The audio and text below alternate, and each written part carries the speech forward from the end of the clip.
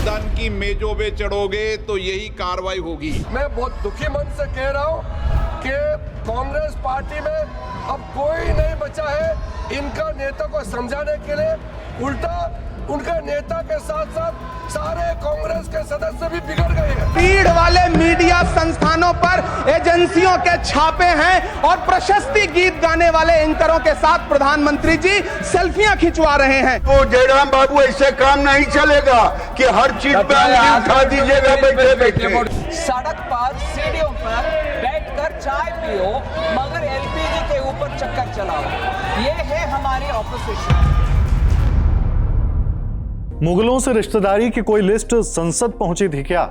हाँ, देश में एलपीजी को लेकर उठ रहे सवालों को नारों की शक्ल में लोकसभा के वेल तक जरूर पहुंचाया गया। खूब हल्ला हुआ, लेकिन शोर के बीच क्या हुआ जो ओम बिरला ने कहा, मेज पर चढ़ोगे तो ऐसा ही होगा। राज्यसभा में सवालों से तिनगी जयराम रमेश ने भी उठाई थी।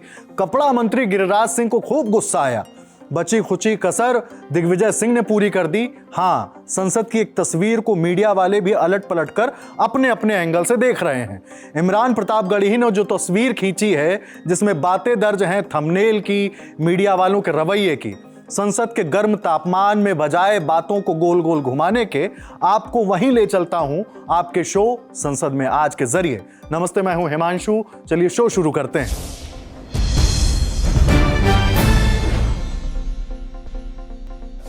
लोकसभा की कार्यवाही सुबह 11 बजे शुरू हुई। अध्यक्ष ने जैसे ही आसन संभाला, विपक्षी सांसदों ने तेज आवाज में लोकसभा अध्यक्ष ओम बिरला से कहा, एलपीजी नहीं है सर।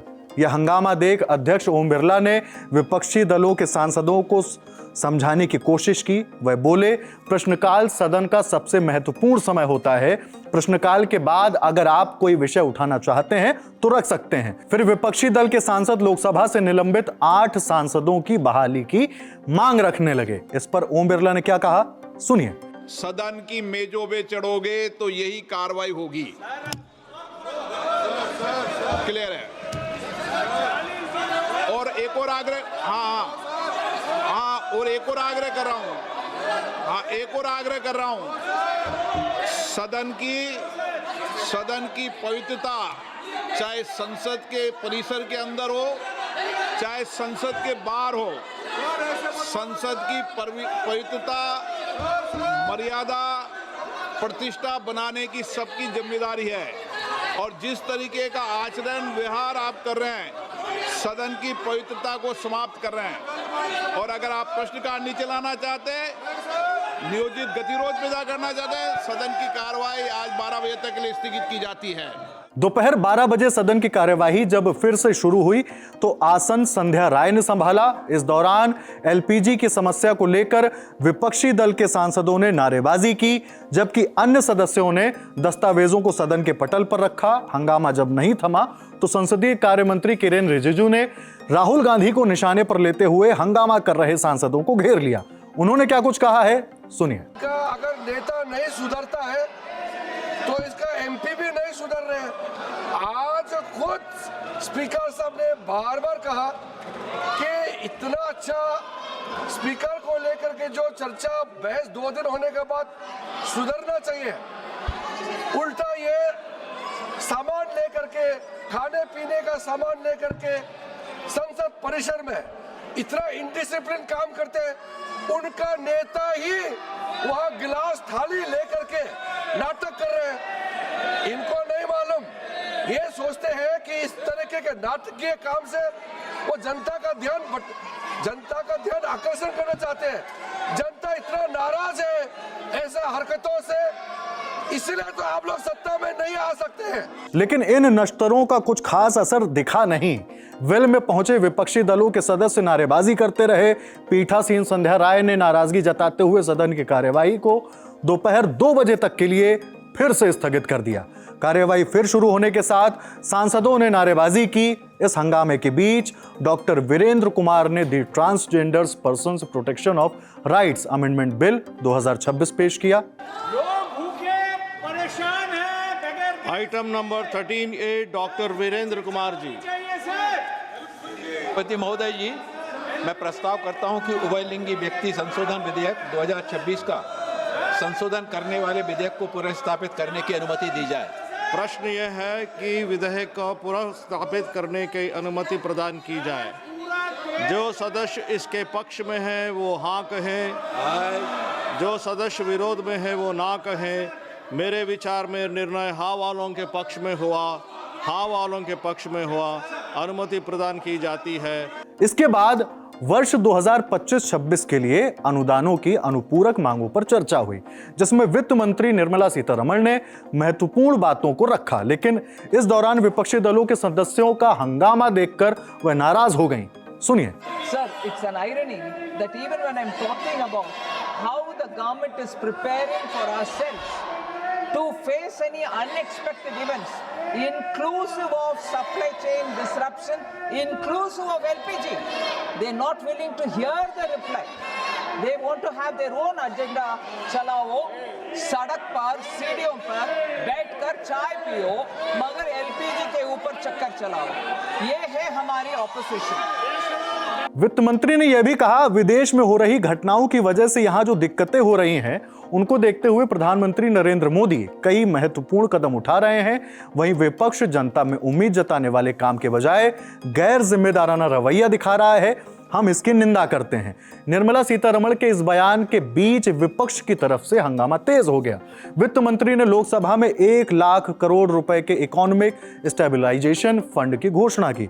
इसका मकसद वैश्विक अस्थिरता को देखते हुए देश को फाइनेंशियली सपोर्ट करना है। बहरहाल इन ऐलानों, चुटकियों, सवालों, नारों के बीच सदन की कार्यवाही को 16 मार्च सुबह 11 बजे तक के लिए स्थगित कर दिया गया। अब राज्यसभा का रुख करते हैं। सदन की कार्यवाही सुबह 11 बजे शुरू हुई। सभापति सीपी राधाकृष्णन ने सदस्यों से दस्तावेजों को सदन के पटल पर रखने को कहा। 11:02 पर सभापति की अनुमति से सदस्यों को अलग अलग मुद्दे सदन में रखने की परमिशन दी गई। इस दौरान स्वाति मालीवाल ने इंश्योरेंस कंपनियों और प्राइवेट अस्पतालों की मनमानी को लेकर सवाल खड़े किए। उन्होंने कहा, पॉलिसी साइन कराते वक्त तो ग्राहक भगवान होता है, लेकिन क्लेम के दौरान मुश्किलों का सामना करना पड़ता है। स्वाति मालीवाल ने और क्या कुछ कहा है, सुनिए। सर, आज हॉस्पिटल और प्राइवेट इंश्योरेंस के बीच एक ऐसा नेक्सस बन गया है जो आम इंसान की कमर तोड़ रहा है। सर, हम ये दुखद सच्चाई अक्सर देखते हैं। पेशेंट की हॉस्पिटल में डेथ हो जाती है, इंश्योरेंस कंपनी क्लेम रिजेक्ट कर देती है, हॉस्पिटल बॉडी देने से मना कर देता है, हॉस्पिटल के बाहर मां अपने बच्चे की बॉडी लेने के लिए अपने कंगन लेके खड़ी होती है। सर, दूसरी ओर टीवी पे एड्स देखिए, इंश्योरेंस कंपनी सेलिब्रिटीज से प्रमोशन कराते हैं, मिनट्स में अप्रूवल दिखाते हैं, पॉलिसी साइन करवाते वक्त आप भगवान हो, उसके बाद आप सिर्फ हॉस्पिटल और इंश्योरेंस के बीच की एक टेनिस बॉल हो। एडमिट होते ही टीपीए में पता चलता है कि आपकी कंपनी तो ब्लैक लिस्टेड है, पहले पे करो उसके बाद रिइंबर्समेंट होगा। मान लो क्लेम फाइल हो भी गया, आप डिस्चार्ज वाले दिन भी एक कागज के लिए पूरा दिन बैठे रहते हो, बिलिंग चलती रहती है। आप इंश्योरेंस कंपनी को कॉल करो, आधा घंटा उनकी कॉलर ट्यून सुन के होल्ड पर बैठे रहो, हर बार नया कॉलर एजेंट, हर बार पूरा इशू दोबारा समझाओ, फिर भी क्लेम रिजेक्ट। महीनों तक इंश्योरेंस ऑफिस और हॉस्पिटल के बीच के चक्कर काटो। सर, इरडाई के मुताबिक 2024 में 26,000 करोड़ के इंश्योरेंस क्लेम्स रिजेक्ट हुए हैं, जो कि पिछले साल से लगभग 20% ज्यादा है। इस वजह से हर साल करोड़ों इंडियंस गरीब हो जाते हैं। महाराष्ट्र से कांग्रेस के राज्यसभा सांसद इमरान प्रताप गढ़ी ने मीडिया की भूमिका को लेकर कई बातें कही हैं। इमरान ने कहा, चैनल पर व्यूज के लिए जो कंटेंट परोसा जा रहा है वो सांप्रदायिक कंटेंट कैंसर से कम नहीं है। इसके साथ ही उन्होंने कई सवाल भी उठाए। इमरान प्रताप गढ़ी ने क्या कुछ कहा है, सुनिए। बारूद के एक ढेर पे बैठी हुई दुनिया शोलों से हिफाजत का हुनर पूछ रही है। क्या बात है। कभी नेता प्रतिपक्ष राहुल गांधी ने कहा था कि भाजपा ने पूरे देश में नफरत का केरोसिन छिड़क दिया है। सच बात तो यह है कि सिर्फ केरोसिन नहीं छिड़का है, बल्कि चिंगारी भड़काने के लिए सरकार ने मीडिया के हाथों में माचिस की तीलियां भी थमा दी हैं। 2 सितंबर 2021 को जमीयत की एक याचिका की सुनवाई करते हुए मुख्य न्यायाधीश एनवी रमन ने अपनी टिप्पणी में कहा था कि देश में मीडिया का एक वर्ग हर चीज को सांप्रदायिकता के पहलू से दिखाता है। टीवी स्क्रीन पर किसानों की बदहाली और नौजवानों की बेरोजगारी पर बहस के लिए कोई जगह नहीं है, क्योंकि प्राइम टाइम के लिए लव जिहाद, लैंड जिहाद, वोट जिहाद, थूक जिहाद और यहां तक कि यूपीएससी जिहाद जैसे कार्यक्रम बन रहे हैं। टीवी स्टूडियो अदालत बन गए और कानून की किताब की जगह टीआरपी से फैसले तय हो रहे हैं। भारत के संविधान और अदालतों के इकबाल पर मीडिया की हनक का बुलडोजर चल रहा है। गलती सरकार कर रही है, सवाल विपक्ष से पूछे जा रहे हैं। जो पत्रकार इस नफरती एजेंडे में शामिल नहीं है, या तो उनकी नौकरियां छीन के उन्हें घर बिठा दिया जा रहा है या फिर सिद्दीक कप्पन की तरह जेल भेजा जा रहा है। रीढ़ वाले मीडिया संस्थानों पर एजेंसियों के छापे हैं और प्रशस्ति गीत गाने वाले एंकरों के साथ प्रधानमंत्री जी सेल्फियां खिंचवा रहे हैं। दोपहर 12 बजे राज्यसभा में प्रश्नकाल शुरू हुआ। 12:07 पर समाजवादी पार्टी के सांसद जावेद अली खान ने कपड़ा मंत्री गिरिराज सिंह से एक सवाल पूछा, लेकिन सवाल पर जवाब के दौरान गिरिराज सिंह की कांग्रेस सांसद जयराम रमेश से तगड़ी बहस हुई। पहले सवाल सुनिए। मेरा प्रश्न ये है कि आज भारत के बाजार में चाइना, वियतनाम और बांग्लादेश के वस्त्रों की भरमार है और इस एक्ट के तहत धारा 3 में कुछ वस्तुएं संरक्षित कर दी गई हैं कि ये हैंडलूम में ही बनेंगी, जैसे साड़ी, धोती, तौलिया।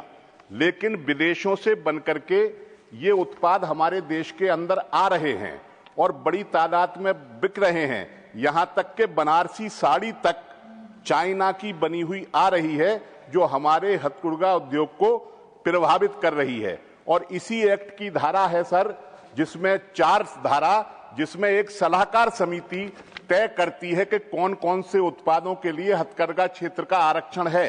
वो 11 वस्तुएं हैं। मैं माननीय मंत्री जी से ये पूछना चाहता हूं कि इन 11 वस्तुएं जो आरक्षित की गई हैं सलाहकार समिति की सिफारिश पर, उनमें क्या विदेशों से उत्पाद आकर के हमारे बाजारों में बिक रहे हैं, और क्या सलाहकार समिति जो इसकी निगरानी करती है उसका गठन हुआ है या नहीं हुआ है अभी तक? सवाल तो आपने सुन लिया। अब बारी थी गिरिराज सिंह के जवाब की और उस मूवमेंट की जब जयराम रमेश से गिरिराज सिंह की बहस हुई। देखिए राज्यसभा में किस बात पर दो नेता आमने सामने आ गए। माननीय सदस्य जावेद साहब बहुत विद्वान आदमी हैं, अनुभवी भी हैं और अनुभवी के बगल में भी बैठे हुए हैं और इसलिए उनके प्रश्न भी शरीर के अनुरूप ही है। लेकिन मैं एक निवेदन करना चाहूँगा कि थोड़ा सा मेरी बात को गंभीरता से सुनेंगे, क्योंकि इन्होंने जिस मुख्य विषय को लाया है और उसमें ये समझने की जरूरत होगी कि हैंडलूम क्या कर रहा है, उसके दायरे क्या हैं। 11 को इन्होंने दिया है सलाहकार सभी, उसका भी मैं जवाब देता हूं। माननीय प्रधानमंत्री जी के नेतृत्व में वोकल फॉर लोकल और आत्मनिर्भर भारत की पहचान। अरे जयराम बाबू ऐसे काम नहीं चलेगा कि हर चीज पे उठा दीजिएगा बैठे बैठे।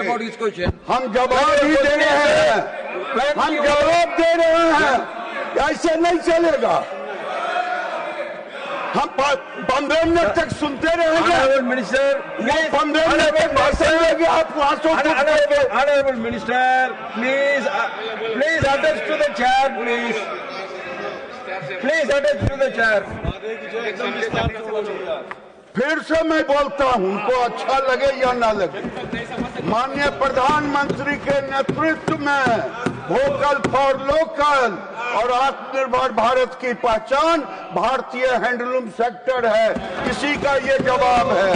जयराम रमेश से बढ़कर मामला मध्य प्रदेश से कांग्रेस के राज्यसभा सांसद दिग्विजय सिंह तक भी पहुंचा। गिरिराज सिंह ने यहां मुगलों तक को उतार लिया। पहले जरूरी है दिग्विजय सिंह का सवाल सुना जाना।